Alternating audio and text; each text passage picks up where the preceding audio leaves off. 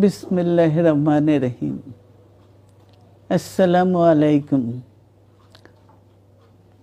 দীর্ঘদিন অসুস্থ থাকার পর আপনাদের সামনে কথা বলতে পারার জন্য আল্লাহর কাছে শুকরিয়া আদায় করছি।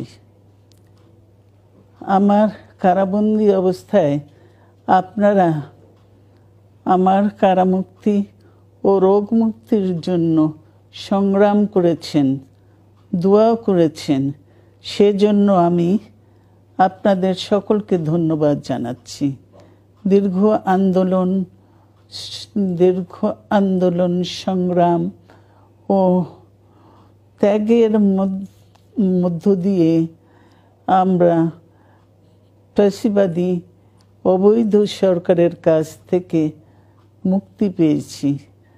আমি আন্তরিক ধন্যবাদ জানাতে চাই আমাদের বীর সন্তানদের, যারা মরণপণ সংগ্রাম করে এই অসম্ভবকে সম্ভব করেছে।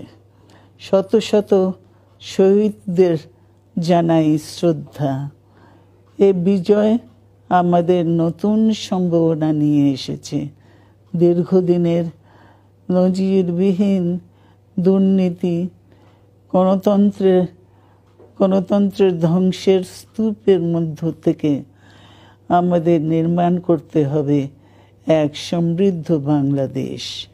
ছাত্র তরুণরাই আমাদের ভবিষ্যৎ। তরুণরা এই যে স্বপ্ন নিয়ে বুকের রক্ত ঢেলে দিয়েছে, সেই স্বপ্ন বাস্তবায়নে করতে মেধা, যোগ্যতা, জ্ঞান ভিত্তিক গণতান্ত্রিক বাংলাদেশ গড়ে তুলতে হবে। শোষণহীন সমৃদ্ধ বাংলাদেশ। সকল ধর্মের গোত্রের অধিকার নিশ্চিত করতে হবে। শান্তি,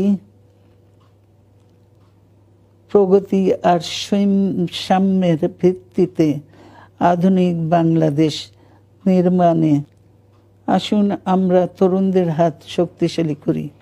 ধ্বংস নয়, প্রতিশোধ নয়, প্রতিহিংসা নয়, ভালোবাসা, শান্তি